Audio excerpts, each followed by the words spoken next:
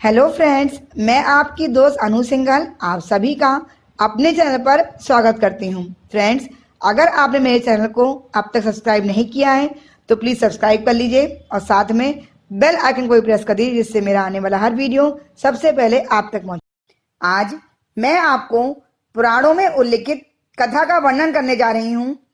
आप सभी ये तो जानते ही हैं कि गोवर्धन पर्वत को श्री कृष्ण जी ने अपनी उंगली पर उठाया था, पर क्या आप ये जानते हैं कि उन्होंने ऐसा किस कारण से किया था? इसके पीछे का रहस्य क्या था? हनुमान जी और गोवर्धन पर्वत का क्या संबंध है? तो आज मैं आपको इसी रहस्य से अवगत कराने जा रही हूँ। इस कथा को जानने के लिए मेरे इस वीडियो को अंत तक देखिए। दोस्तों, इस कथा का बीज पड़ा त्रेता युग में राम अवतार के समय, जब भगवान श्री राम लंका पर आक्रमण करने के लिए सेतु बंध का निर्माण कर रहे थे। वानर और भालू विशाल शिलाखंडों को लेकर, बड़े बड़े पर्वतों को लेकर सेतु बंध का निर्माण में लगे हुए थे। निर्माण लगभग पूरा होने वाला था, पर थोड़े से पर्वतों की कमी पड़ गई। रामदूत हनुमान तैयार बैठे थे।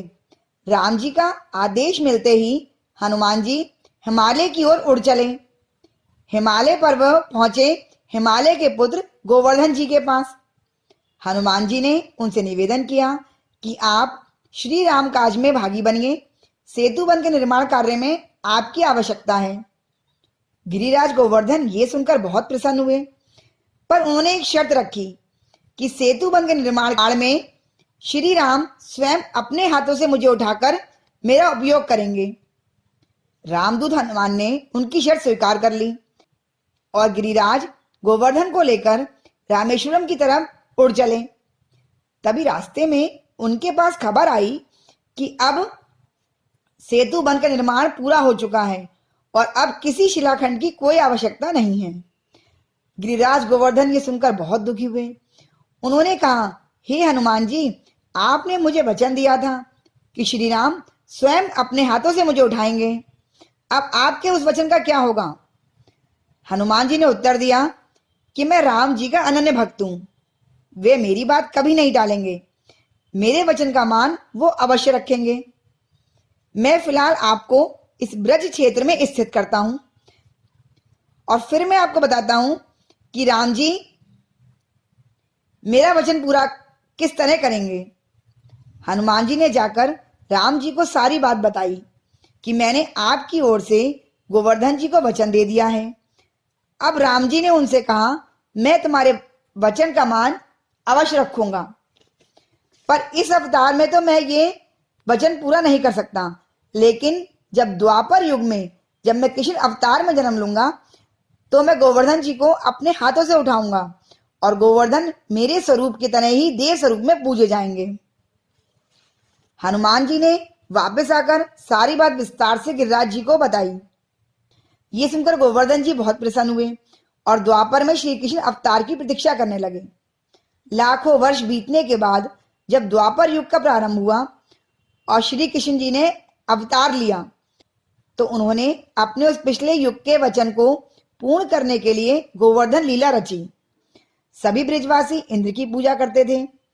इसे देखकर उन्होंने नंद बाबा से पूछा, बाबा, हम इंद्र की पूजा क्यों करते हैं? नंद बाबा ने उत्तर दिया कि इंद्र वर्षा करवाकर कृषि में हमारी सहायता करते हैं, हमें धन संपत्ति देते हैं, इसलिए हम उनका पूजन करते हैं।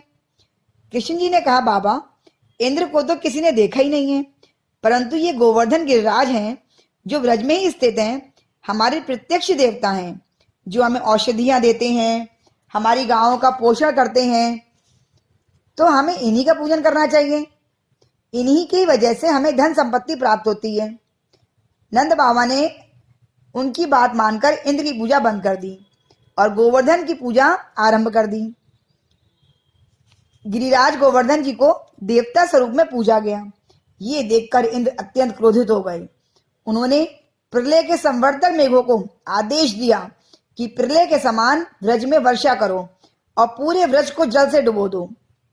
आज्ञा अनुसार इंद्र के संवर्तक मेघ ब्रज में भयानक वर्षा करने लगे।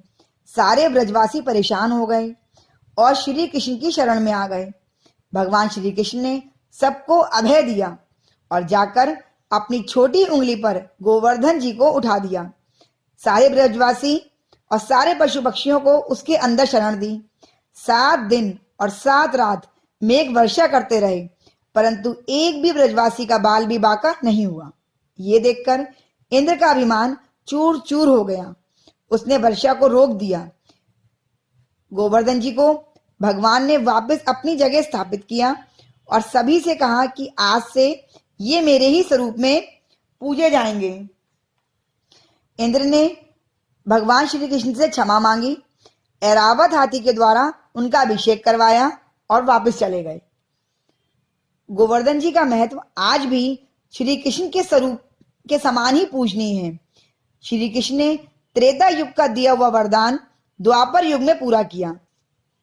तो दोस्तों, देखा आपने कि हनुमान जी और राम जी का गोवर्धन जी से क्या संबंध था।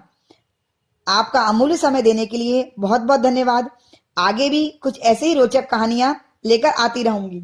अगर आपको ये कहानी अच्छी लगी हो तो मेरे वीडियो को लाइक कर दीजिए और मेरे चैनल को सब्सक्राइब कर लीजिए और साथ में बेल आइकन को भी प्रेस कर दीजिए ताकि आप मेरा कोई भी वीडियो मिस ना कर सकें।